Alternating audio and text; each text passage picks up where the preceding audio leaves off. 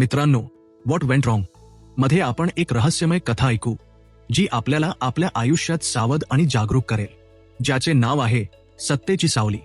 गावाचं नाव होतं सूर्यनगर. बाहेरून पाहिलं तर साधं, शांत, धुळीने माखलेलं गाव. पण मित्रांनो, शांत पाण्याखाली किती खोल गूढ दडलं असतं हे आपल्याला माहितीच आहे. सूर्यनगरच्या बाहेरच्या बाजूला एक मोठी वीट भट्टी होती. त्या भट्टीचा मालक होता विजय राठोड. गावात त्याचं नाव मोठं. राजकारण्यांशी ओळखी, पोलिसांशी मैत्री आणि स्वतःबद्दल मत. मी गावाचा विकास करता आहे असं तो अभिमानाने म्हणायचा. त्या भट्टीवर काम करणारी एक विधवा महिला होती, सुमन. साधी, कष्टकरी, 2 वेळच्या जेवणासाठी दिवसभर उन्हात काम करणारी. काही महिन्यांपूर्वी तिच्या नव्याच्या अपघातात मृत्यू झाला होता. त्यानंतर ती एकटीच संसाराचा गाडा ओढत होती. गावात लोक तिला सहानुभूती दाखवायचे, पण मदत फारशी कोणी करत नव्हतं. कारण गरीब माणसाच्या दुःखात बोलणारे जास्त, उभे राहणारे कमी असतात. सुमन सांगायची, माझं आयुष्य आता फक्त काम आणि मुलांसाठी आहे. पण विजय राठोडच्या डोळ्यात वेगळीच योजना होती. त्याची नजर सुमनवर होती. आणि मित्रांनो, चुकीची नजर जेव्हा सत्तेच्या छायेत वाढते तेव्हा ती अधिक धोकादायक होते. एक दिवस भट्टीवर विजयने सुमनला थांबवलं. सुमन, तुला काही मदत हवी असेल तर सांग, मी आहे ना, तो खोट्या काळजीच्या आवाजात म्हणाला. सुमनने सरळ उत्तर दिलं, मला फक्त काम हवं, बाकी काही नको. त्याला ते उत्तर पचलं नाही. कारण सत्तेची सवय असलेल्या माणसाला नकार ऐकायची सवय नसते. 9 फेब्रुवारीची रात्र. गावात वीज नव्हती. अंधार पसरलेला. सुमन तिच्या झोपडीत मुलांना झोपवून बसली होती. अचानक बाहेर गाडीचा आवाज आला. तिने दरवाजा उघडला आणि 3 सावल्या तिच्या समोर उभ्या राहिल्या. चला, मालक बोलावतोय, एकाने कठोर आवाजात सांगितलं. आत्ता. रात्री, सुमन घाबरून म्हणाली. उत्तर देण्याआधीच तिचा हात पकडला गेला. तिला जबरदस्तीने गाडीत बसवलं गेलं.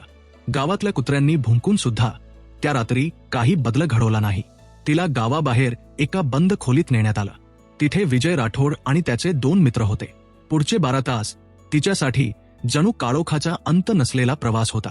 मित्रांनो, इथे आपण तपशिलात जाणार नाही, पण इतकं नक्की सांगतो की तिच्या आयुष्यावर जखम झाली.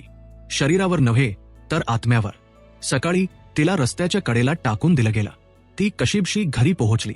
मुलांनी विचारलं, आई, तू रडतेस का? ती फक्त म्हणाली, काही नाही रे. धूळ डोळ्यात गेली. पण यावेळी सुमन गप्प बसली नाही. ती थेट पोलीस ठाण्यात गेली. पोलीस निरीक्षक देशमुख खुर्चीत रेलून बसले होते. काय झालं? त्यांनी नजरेत शंका आणत विचारलं. सुमनने धडधडत्या आवाजात सगळं सांगितलं. पण देशमुखांनी फाईल उघडली आणि शांतपणे म्हणाले, तक्रार लिहून घेऊ.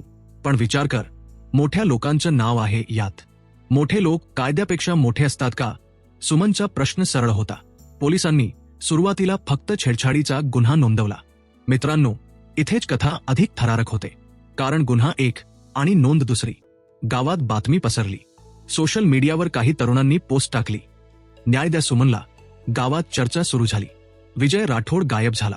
त्याचा मोबाईल बंद. राजकीय नेते म्हणाले, तपास सुरू आहे.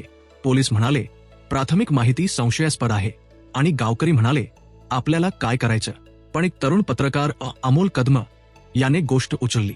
तो सुमनच्या घरी गेला. ताई, तुम्ही घाबरू नका, तुमचा आवाज आम्ही दाखवू, तो म्हणाला. सुमनने विचारलं, माझ्या आवाजाची किंमत आहे का? अमोल शांतपणे म्हणाला, जेव्हा आवाज एकटा असतो तेव्हा कमी, पण जेव्हा समाज साथ देतो तेव्हा मोठी.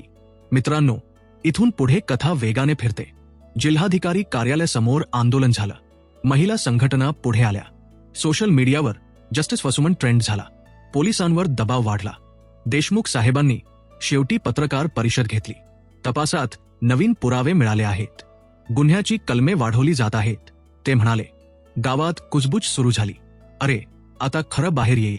काही जण व्यंग्याने म्हणाले, राजकारणात मित्र असतील तर सुरुवातीला काही होत नाही, पण कॅमेरे लागले की सगळे सरळ होतात. काही दिवसांनी विजय राठोडला अटक झाली. त्याच्या चेहऱ्यावरचा आत्मविश्वास कमी झाला होता. कोर्टात त्याने म्हणायचा प्रयत्न केला, हे सर्व खोटं आहे. पण पुरावे आणि साक्षीदार पुढे आले. सुमन कोर्टात उभी राहिली. तिचा आवाज थरथरत होता, पण डोळ्यात निर्धार होता. मी गरीब आहे, पण माझं सत्य गरीब नाही, ती म्हणाली. मित्रांनो, ही कथा फक्त एका महिलेची नाही. ही कथा आहे सत्तेच्या गैरवापराची. ही कथा आहे भीती आणि धैर्य यांच्या संघर्षाची. आणि थोडं हलकं व्यंग्य करायचं तर काही लोकांना वाटतं की पैशाने आणि ओळखीने सगळं विकत घेता येतं, पण सत्य विकत मिळत नाही. कथेचा शेवट न्यायालयात झाला नाही, तो झाला समाजाच्या मनात. गावात आता लोक बोलायला लागले. चूक झाली तर आवाज उठवा.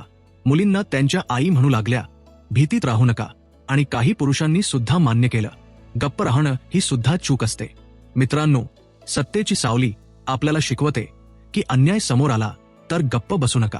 मोठी माणसं कायद्यापेक्षा मोठी नसतात. आपले प्रियजन सुरक्षित राहावेत यासाठी जागरूक राहा. मुलांना, महिलांना आणि कामगारांना त्यांचे हक्क समजावून सांगा. आणि सर्वात महत्त्वाचं म्हणजे भीतीवर धैर्याने मात करा. कारण शेवटी प्रश्न एकच असतो, व्हॉट वेंट रॉंग, आणि उत्तर शोधायचं काम आपलं असतं. मित्रांनो, अशाच रहस्यमय आणि जागरूक करणाऱ्या कथा ऐकण्यासाठी या यूट्यूब चॅनलला नक्की सबस्क्राईब करा. कारण पुढची कथा कदाचित आपल्यालाच काहीतरी महत्त्वाचं शिकवून जाईल. आणि पुन्हा भेटूया व्हॉट वेंट रॉंग मध्ये एका नवीन रहस्य कथेसह. मित्रांनो, या कथेतून आपण काय शिकले पाहिजे आणि आपल्या प्रियजनांनी कोणत्या गोष्टी लक्षात ठेवल्या पाहिजेत